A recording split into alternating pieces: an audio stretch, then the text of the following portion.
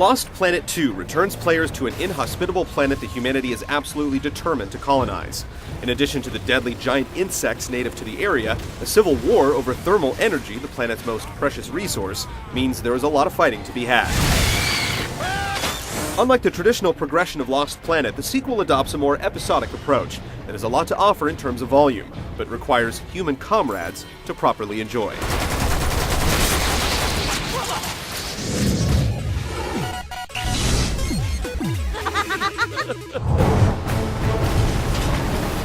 You won't find much drama in Lost Planet 2. This is a game about hardened military personnel doing what needs to be done.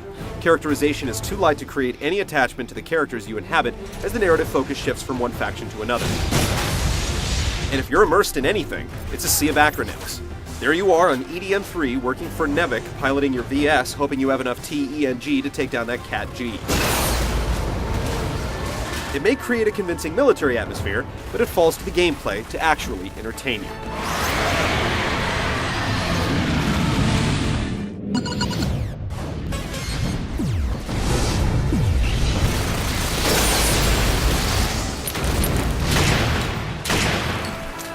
The bulk of Lost Planet 2's action is categorized under the campaign option. There are missions of varying lengths, comprising chapters within episodes. Each episode focuses on a different faction, and they're played in a linear order. When an episode is completed, you can revisit it anytime you start a new game, earning points that can unlock visual customization options and credits to spend on a stingy slot machine that's far more likely to hand out silly name tags and emotes than a new multiplayer weapon. Campaign mode supports up to 4 players, and your enjoyment of the game will have a lot to do with whether or not you can recruit actual human beings. Because other players can't join in a mission they haven't reached themselves, and everyone has to join before the game starts, there are some potential headaches built into the system. If you're playing alone, you'll encounter overwhelming evidence that the game is designed as a cooperative online experience. Computer-controlled allies are inept, inadequate, and unreliable, prone to dying off and unable to perform crucial tasks to move the missions forward. In short, if you're playing alone, you're pretty much screwed.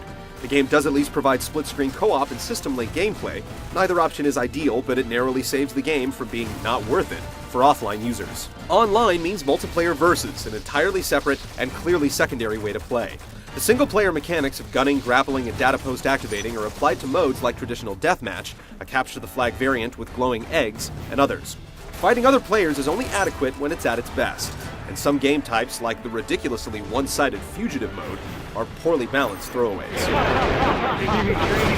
Even more disappointing is the so-called training mode, which, instead of offering instruction and practice with the game's advanced weapons and mech suits, has you memorizing obstacle courses to try for the best times. Unless you're totally bored or burnt out, just stick to the campaign.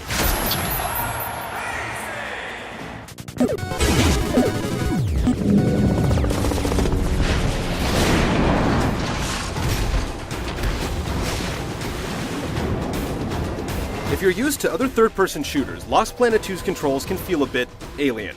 You can't freely configure each button, but the game does offer multiple schemes. The crowded control layout can be a bit more of a problem, with overlapping commands leading to accidental melee or grappling hook misfires, and some general clunkiness.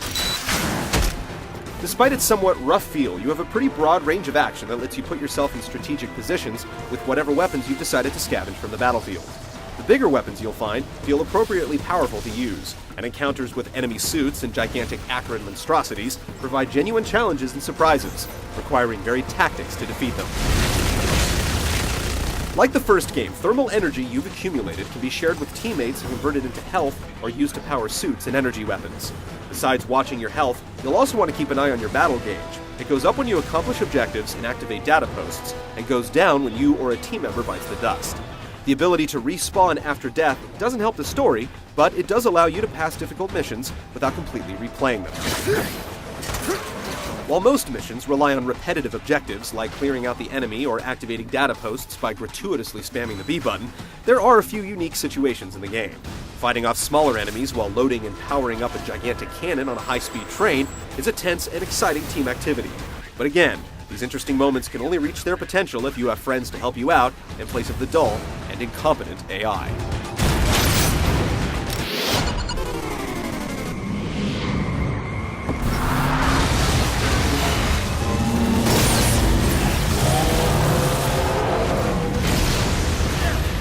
You'll find excellent visuals in Lost Planet 2, both in terms of design and technical prowess. But you'll also find some obvious flaws. Monsters and machinery tend to look great, while human characters don't feel believable or alive. You'll never see a mouth move or an eye blink, making everyone come across as stiff action figures. Bland voice work doesn't do much to convince you of their humanity either. Your team is responsible for countless successful missions. You do us all proud. Though you can count on the bombastic soundtrack to sell you on the game's big, loud action sequences.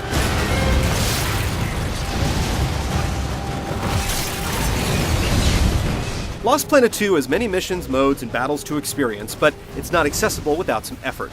You'll definitely need to enlist a few allies in order to properly take advantage of the game's co-op focused structure. It's a poor choice for anyone without the means to party up, but there's definitely some potential fun for players who choose to invest in it. Why don't you chew on this instead?